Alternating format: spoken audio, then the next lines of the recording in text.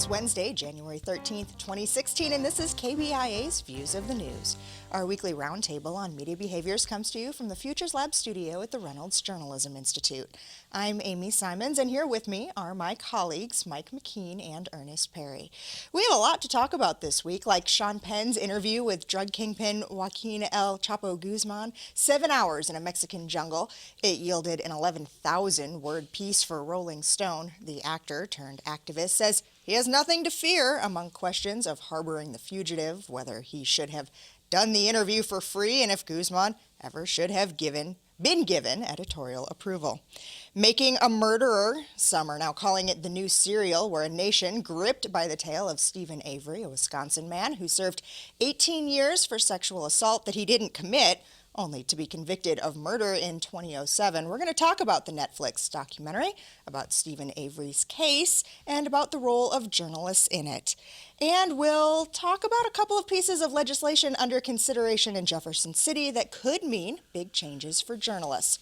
One limits access and rights, the other could do exactly the opposite. We'll talk about both of them. There's a lot more, hopefully we'll get to as well, but we're going to start with what on the face of it looks like a sports story, but in reality is so much more. Just as President Obama was starting his State of the Union address last night, I got a breaking news push alert. The NFL owners had voted, and the Rams are moving. They will be the Los Angeles Rams with the start of the 2016 season. Here's team owner Stan Kroenke, followed by Andy Cohen on Watch What Happens Live on Bravo TV. It is bittersweet. We understand the emotions involved of our fans, and it's not easy to do these things. They are purposefully made hard. But we're here today. We made a decision and worked long and hard at the various alternatives. When they didn't succeed, we worked this one to this point. Today's Jackal goes to Stan Kroenke, the greedy owner of the St. Louis Rams, who is moving the team to Los Angeles. He called St. Louis struggling, but interestingly enough, the Wall Street Journal last week named it the #1 sports town in America. When this jackass said he wanted a new stadium, St. Louis offered him a $1.1 billion open-air stadium, but he still decided to leave. Wow. I can forgive the hairpiece that makes Donald Trump's look normal, but I can't forgive this. Hey, Kroenke, as a proud St. Louisan, I want to give you something on behalf of my hometown. Oh. That's for you, buddy. Yeah. Stan, see it? Yeah, there you go. So it must be a huge loss. Only 36 days till pitchers and catchers report to spring training. What did Andy Cohen give him? He gave him the finger, two of them actually. This morning, the front pages say it all. The St. Louis Post-Dispatch carries a banner headline reading, "Goodbye Rams." The LA Times headline, "NFL returns to LA, Rams kick off in 16. Saturday night, quiet time, seldom news breaking. This was, well, I mean, on a Monday night. This is a long time coming. It's, you know, the Rams and the situation with Kroenke dates back to when he first pulled out the contract and said, hey, the contract states that you owe us, meaning the Rams, a palatial arena. So either you upgrade this or you build us another one, but otherwise we can opt out of the contract and move. And, you know, they talked about it for over 10 years, and the governor put together a task force, and they came up with these renditions and $1 billion and all this financing that they worked out, and they even actually had naming rights with National Car Rental. And Kroenke was still, nope, I'm going to L.A. So I don't think anyone's surprised. I just think that they're upset, put it that way, in St. Louis. I mean, there's plenty of emotion involved, not only for people who are fans of the Rams, but a lot of journalists who covered the Rams. I mean, look at some of the pieces that you posted on our Links blog, and one of the columnists for the Post-Dispatch, Ben Frederickson, said, "A liar can't help but lie," pointing out that Kroenke is a native Missourian and had promised for a long time that he'd take care of the Rams. But, you know, it's as Ernest said, it's really all about money. The St. Louis deal that they put together was never going to rival Kroenke's $3 $3 billion stadium in L.A. that was going to include hotels and all kinds of other amenities. And for the NFL, one, they're going to be back in the second largest media market, which they've been out of for 20 years. And two, Kroenke's going to have the NFL's media operations ensconced in that facility. So there was never a chance St. Louis was going to win that deal. And the main thing about it was that the NFL wanted back in L.A. They've been wanting back in L.A. pretty much since the Rams left, and they just couldn't figure out a way to make it happen. And LA has this policy where they aren't going to build you a stadium. If you want a stadium, you're going to have to figure out a way to build it yourself. Kroenke was able to figure out how to do that, and thus he's going back to LA. The NFL is going back to LA. They're in that huge television market. There's huge merchandising available in there, and it's not just the Rams. You got the Chargers or the Raiders are going to move in there too. So now you're going to have these two teams in LA, and that just makes much more money for Kroenke, much more money for the NFL. And Kroenke did make in his comments and also in the documents that they filed with the NFL, some points that you really can't dispute. I mean, it is true that the Rams were an LA team before St. Louis took them 20 years ago. It's true St. Louis is struggling economically, so as a media market, there are problems there. And frankly, it's true in that Andy Cohen piece you showed kind of alluded to it. St. Louis is really a baseball town. I mean, baseball town. It's a hockey town. They were those fans. two teams carry there were it. plenty of fans of the Rams, even when they were doing horribly, which they have for most of the 20 years that they've been in St. Louis. But there are some economic realities that would lead any rational billionaire to want to move their team somewhere else. And it's one of those things is when you get a football franchise from another area. Mm-hmm. You always run, or any kind of sports franchise, you always run the risk of that franchise moving somewhere else, which is why Houston fought to get its own expansion team and not have a team move in. And that's one of the things that I think towns need to really be careful about is get an expansion team. Don't get another team because to move a team in. That moves has a legacy of moving. They're not committed to staying where they And are. in fact, as Jim Thomas, I think it was, pointed out in the Post-Dispatch, he's looking back at the history of all this. St. Louis tried to get an expansion team before they had to, quote, settle for the Rams, but they lost out on that deal. Right. Okay, well, Saturday night, quiet time, seldom big news breaking, especially on the media beat. Well, not this week, because that's when Rolling Stone dropped its latest Get. Actor Sean Penn's exclusive interview with Joaquin El Chapo Guzman. Quiero dejar en claro el contenido de esta entrevista.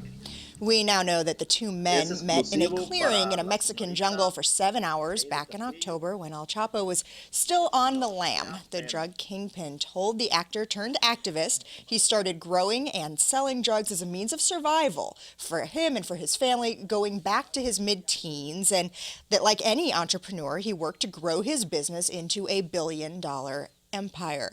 It sounds noble, no? Well, I have to say this. Any journalist who had an opportunity to interview El Chapo would have taken that, right? And they would have, agreed not to give his whereabouts to law enforcement.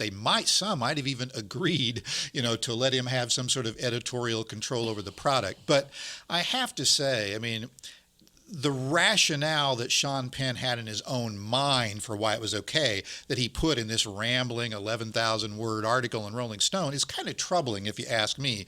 He basically says, I'm aware of all the people that El Chapo has killed or had killed. I'm familiar with all the drug agents and soldiers who have died as a result of this, all the people whose lives have been ruined by drugs. But, then he says, I took some comfort in the fact that he's a businessman first and only resorts to violence when he deems it advantageous to himself or his business interests. Well, he may take comfort in that. I'm not sure any of those victims would take comfort in it, and I'm not sure we should either.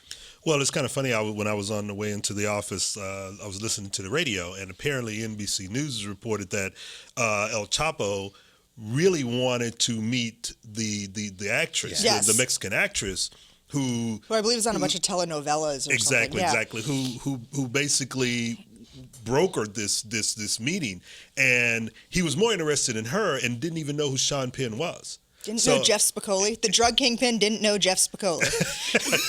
This is what they're reporting. So Sean Penn shows up Yeah. and he decides, okay, I got to meet her. Yes, I'll give you this interview. What's going to become of it? What they're saying is that he really had no idea that it was going to be in Rolling Stone or any of this. So, I find the whole thing fascinating. It's almost like this becomes the ending of the movie that maybe Sean Penn was thinking about when he went to go do the crazy interview. tale of the starstruck drug kingpin. Yes. Well, and truthfully, it says something about sort of the celebrity factor bringing down the drug kingpin, that he wanted to have this biopic made about him in the first place, to the point that he had to know that the actress was probably going to be followed. And the Mexican authorities, they certainly were anxious to leak those photographs showing that that's exactly what they did. They had pictures of the actress and Sean Penn meeting at the airport. So, it was only a matter of time before he was caught again, because he valued the celebrity and meeting this actress apparently more than his own safety. Yeah, and now you have this huge push to have him extradited to the United States, and I think part of that is because not only does the United States not trust the Mexicans to hang on to him, I'm starting to think that the Mexicans don't trust themselves to hang on to him. So it's like, we got to get him out of here. So all of these factors coming together and having this bizarre comedic sense to it. There's still some serious journalism issues that went on here too that have people talking. First, the idea of Rolling Stone having the editor's note at the top of Sean Penn's piece that says that El Chapo Guzman was given editorial approval on the story, and why they would do that in any case. I think it's a violation of the basic ethical tenets that most journalists and most news organizations follow. Not all of them, but most of them do, that you don't give prior approval to a story. You might let them see their quotes for accuracy or things like that, but you don't just say, sure, you want to edit it, go right ahead. Now, he didn't. Does that somehow forgive the Rolling Stone for making that decision? I don't know. It was still an interesting interview. The problem I have with it is not the Rolling Stone necessarily gave some sort of theoretical granting of editing privileges, but that they didn't edit this piece itself. Sean Penn wrote this horrible, rambling, self-referential kind of piece that, you would have expected that, but I think you could have gotten a lot more out of it if you'd had a more traditional journalistic approach to that piece. But I have to give Rolling Stone some credit. At least they were transparent about the fact that this is what we did. Yeah. How many times have we sat around this table and talked about news organizations that haven't been transparent about the fact that we haven't been sitting around this table? And frankly, no ordinary journalist would have probably gotten that interview. Only Sean Penn, and only because he was associated with the actress, did that interview. So Ernest, let me ask you this then. So you're giving Rolling Stone some credit for the transparency there. There are a whole lot of people who were coming down really hard on Rolling Stone too, that this is, 6 or 8 months after the whole UVA rape case story, and that idea of you can't even say that Rolling Stone had a bad year because that was 2015. This is 2016. Well, I'm with Mike. I agree with what Mike is saying in terms of the fact that the piece was rambling, that I'm not comfortable at all with them giving him, giving El Chapo carte blanche to change the story or to view the story and that sort of thing. And boy, isn't it good that he liked it as it was turned in. Exactly. I'm not agreeing with that. I think that's against journalistic principles. What I'm saying is that at least in this case, as opposed to previous cases, Rolling Stone told the readers up front, this is what we did. There was one other little hidden piece in there that some journalists were really upset about, that Sean Penn said that when he commits acts of journalism, he does them for free. He doesn't do it for pay.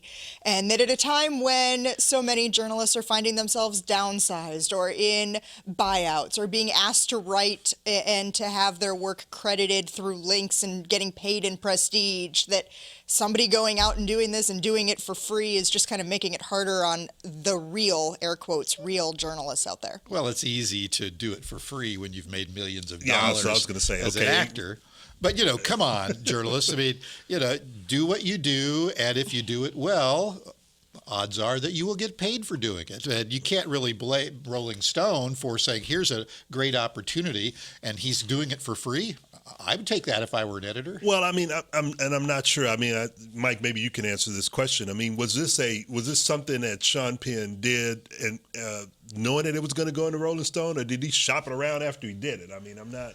According to his piece, he took it to Jan Wenner, the publisher of Rolling Stone, after he'd made the arrangements, to do the interview in the first place. Well, I mean, in that regard, then Rolling Stone knew what it was getting into. Sean Penn could have probably asked for some sort of, funding for it or money for it, and they probably would have said, "Sure, here you go." And so, I mean, the whole fact that he did it and he didn't get paid doesn't really bother me. What bothers me is that the way the whole thing was set up, the fact that the story was rambling and didn't really delve deep into it. You allowed this basically drug kingpin murderer to give him a megaphone and a platform. And it was not hard hitting and substantive in a way that would have been done had a real journalist done it. However, if a real journalist had done it, the question becomes, would he or she be alive to tell the story? I could even say from one sympathetic... Maybe if they had the telenovela star with right. One sympathetic standpoint, Penn makes a point that a lot of other people have made that, the consumers of drugs have some culpability for the drug trade and the killings and all that. But to have Sean Penn make that argument in the way he did, I think pretty much erases the credibility of it. Okay, well, we have long since established that I'm not exactly what you would call hip. Until this past weekend, I'd never seen a single Star Wars movie, much to the chagrin of my colleagues here. Well, that changed because Ernest said if Mike and I wanted to talk about making a murderer, I had to watch Star Wars, and I did. So we're going to talk about it. The Netflix documentary is the talk of the nation. It's the story of Stephen Avery, a Manitowoc County man released from prison after serving 18 years for a sexual assault he didn't commit. He sued local authorities that he says framed him once, and then this happened. Do we have a body or anything yet? I don't believe so. We have Stephen Avery in custody, though. Are you kidding me? The disappearance of Teresa Halbach remains a mystery. Mr. Avery's blood is found inside of Teresa Halbach's vehicle. Steve, everybody's listening. What do you want to say today? I'm listening. If convicted, Stephen Avery will spend the rest of his life in prison. We found a key. That key was scrubbed and his DNA was placed on it. This is really strange. What's going on here? Halbach's last stop Monday was at Stephen Avery's home. If he did this, maybe it was good he was in prison all that time. Everything I've heard him say hasn't been the truth. It was extraordinarily disturbing. We went through this 20 years ago, and we're going through it now again. In this criminal justice system, good luck. You are probably the most dangerous individual ever to set foot in this courtroom. The truth always comes out. I've seen it. It's a gripping 10 hours. But before we get into the little nuances, let me ask you, what were your reactions? What did you think of it? Well, first of all, it was a triumph for Netflix. You talk about them getting people to change their viewing habits by binge watching something. I did the same thing. Over 2 nights, I watched all 10 hours. It was an extremely well-produced documentary. It took advantage of some precedents set by Serial and The Jinx on HBO, and our fascination with true crime. There are a lot of production values. There was a lot of commitment. These documentarians spent 10 years working on this thing, and it shows on the product that you finally see on the screen. It raises a lot of really interesting questions about the judicial system that I think we can talk about, and the media's ability to guarantee somebody, or not guarantee somebody, but to make sure somebody does not get a fair trial by the way we prejudice juries. I just started watching it, so I'm not. And I'm not good at binge watching television, so it's gonna take me a while. Well, then you're going to be one of the few who watch Making a Murderer over time. Over time, exactly. But I think Mike is absolutely right. It does raise the question of what is the media's culpability in hurting the jury pool, in sort of framing the story where the person is the whole innocence thing becomes sort of lost, because the person is deemed guilty if you're just watching the way in which the media covers it. So I think that's a good part of it as well.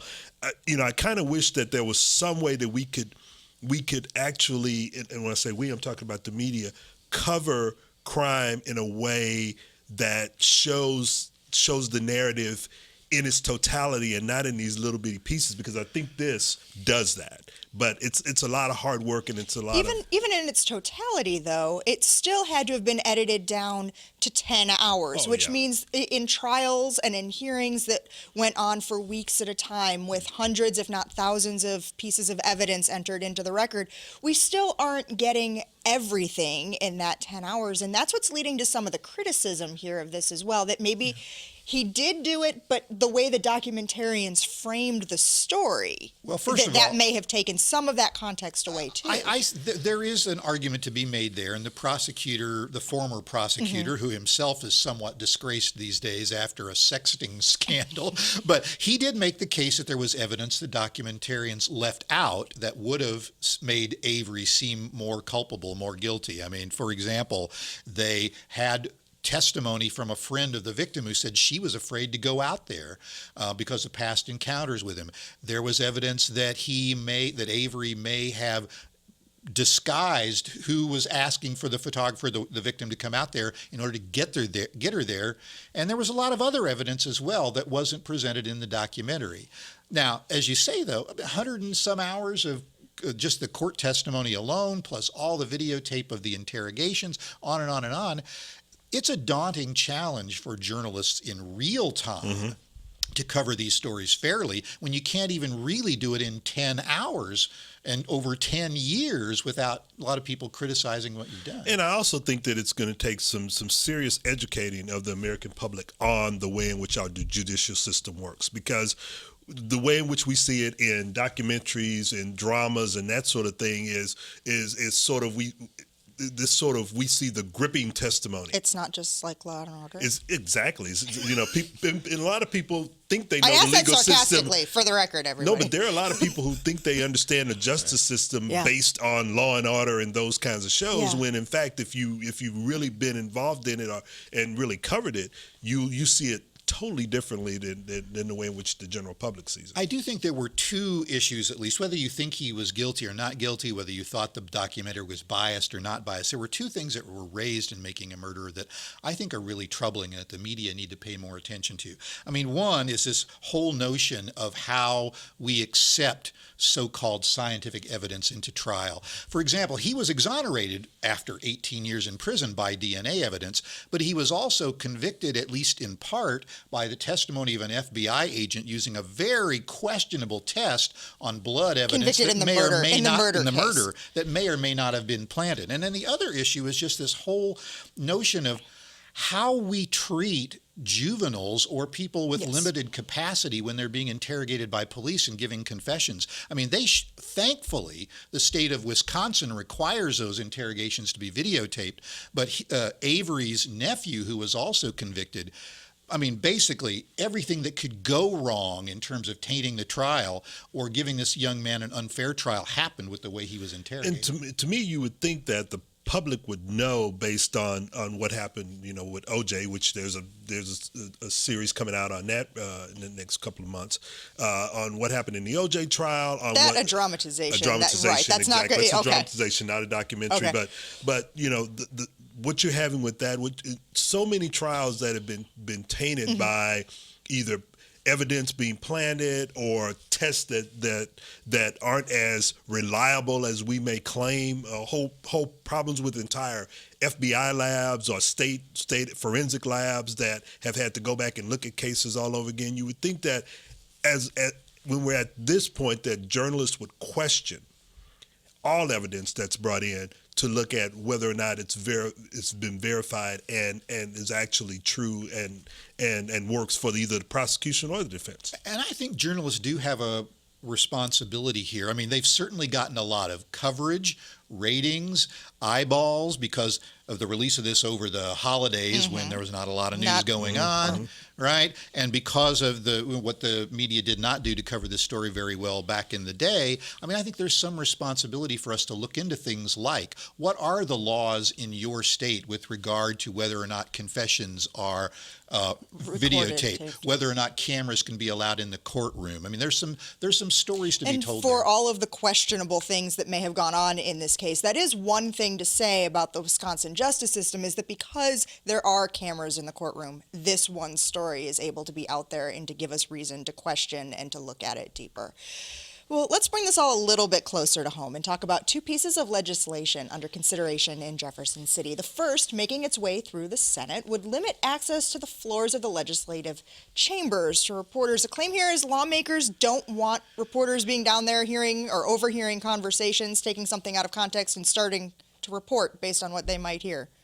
Well, I mean, the part of the problem is that's the people's chamber. Mm-hmm. And if reporters are there to cover the legislative session and talk to the legislatures, they need to have access to that. Now, that means that legislators may need to go into an office, go into a side hall to have a private conversation. That's fine. But when you're on the floor, you're conducting the people's business, and reporters should have access to that like any other public space. Like any other public space for any public citizen, not just reporters. I'm somewhat conflicted about this. I mean, first of all, the rationale given by the leader of the Senate was that last year a reporter sitting at that table tweeted a private conversation between two senators, and that's a violation of protocol and a violation of the agreement that journalists have for working there. On the other hand, I once covered the Missouri Senate and sat at that very table way, way, way back in the day. It's been there for a long time, and it's there so that reporters can observe what the senators are doing, can have access to the senators quickly. All the technology is in place. Yes, they are going to try to find a new space for them that's not on the floor of the Senate. Yes, the U.S. Capitol doesn't allow journalists down there on the floor of the Senate. But I really think that the punishment doesn't fit the crime of that one journalist. Okay, the other law, it's one that might be a little bit more nuanced. It comes from Representative Elijah Haar. He wants to see the rights of student journalists expanded. If you're cutting your teeth in high school or college journalism, unless there's a very significant reason why the school should exercise prior restraint, and we've laid those out in the bill, I think those journalists should be entitled to the same protection. Davis says the protection helped clear up the air following the controversy in Columbia last year. Don't fret over everything that a kid says or every story a kid covers that might not set well with the higher-ups. Let's let the kids have a voice. So that was a high school journalism teacher there. The idea is that this would basically overturn the U.S. Supreme Court decision of Hazelwood that gives administrators an opportunity to read or have prior review of a high school or student publication. Well, I mean, I'm not a fan of Hazelwood, but I think in the right circumstances, if school administrators understand First Amendment right, what the students are trying to do, that sort of thing, it's not going to hurt or bring safety issues involving the school. I think that they should be engaged with the journalism teacher, with the students, and trying to determine what's in the best interest of them as journalists, but also the school as a whole. So I think we really need to work on that a little bit more. Okay, well, that music means we're pretty much out of time for this week. I'd like to thank you for spending the last half hour with us. We encourage you to read more about the topics we talked about on today's program. You can check that out on our links blog under the programs tab at KBIA.org. These are all great ways to listen to our program. Again, you can follow us on Facebook or on Twitter at @ViewsOnKBIA. Our thanks to RJI's Travis McMillan for directing today's show, and to KBIA's Kyle Felling for handling the audio for us. I'm Amy Simons. Thanks again for joining us. We'll be with you again next week for another edition of Views of the News.